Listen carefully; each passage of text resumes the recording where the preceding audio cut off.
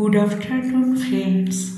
কি দেখতে পাচ্ছ কুমড়োর সবুজ ডগা পাতা কেটে বেছে রাখা হয়েছে। চলো আজ গ্রিন লিফি ডাল আমি আজকে এই রেসিপিটি তোমাদের সাথে শেয়ার করতে চলেছি।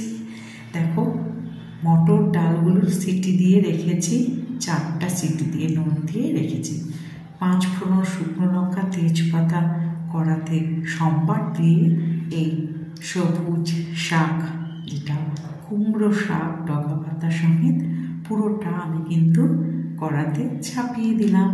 দিয়ে দিলাম নুন না দিলে কিন্তু যে কোনো সবজি যখন এক কড়াই থাকবে, নুন দিলে সেটা একটু পরে কিন্তু নুনের জল বেরিয়ে একদম হাফ কড়াতে চলে আসবে।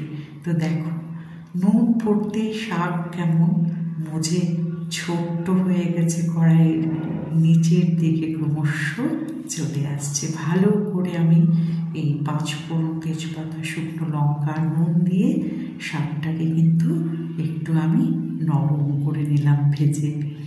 আর এই সবুজ রঙটা একদম সুন্দরভাবে ডালের মধ্যেও যাতে থাকে, সেটা আমি একটা তোমাদের বলে দেব যে কেমন করে থাকবে সবুজ রং। আচ্ছা, ডালটা দেখো একদম রেডি আছে লঙ্কা নুন দিয়ে।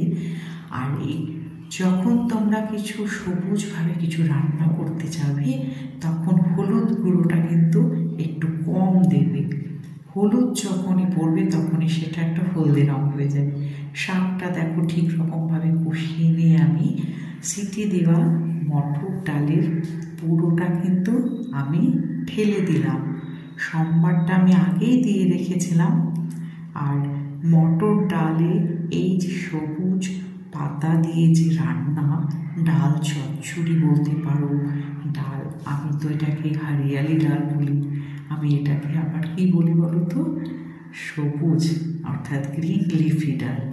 একটু চিনি, হলুদ গুঁড়ো, সামান্য জিরের গুঁড়ো দিলাম, যেহেতু কুমড়ো শাকের মটর ডালের সাথে একটা গন্ধ আছে, তো সেটা একটু জিরের গুঁড়ো হলুদ দেওয়ার সাথে কিন্তু সে গন্ধটা কেটে যায়।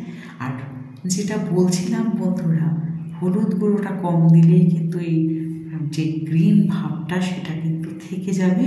আর সবসময় মাথায় রাখবে যে গ্রিন জাতীয় কিছু রান্না করতে হলে সেই রান্নাটা কিন্তু ঢেকে করবে না।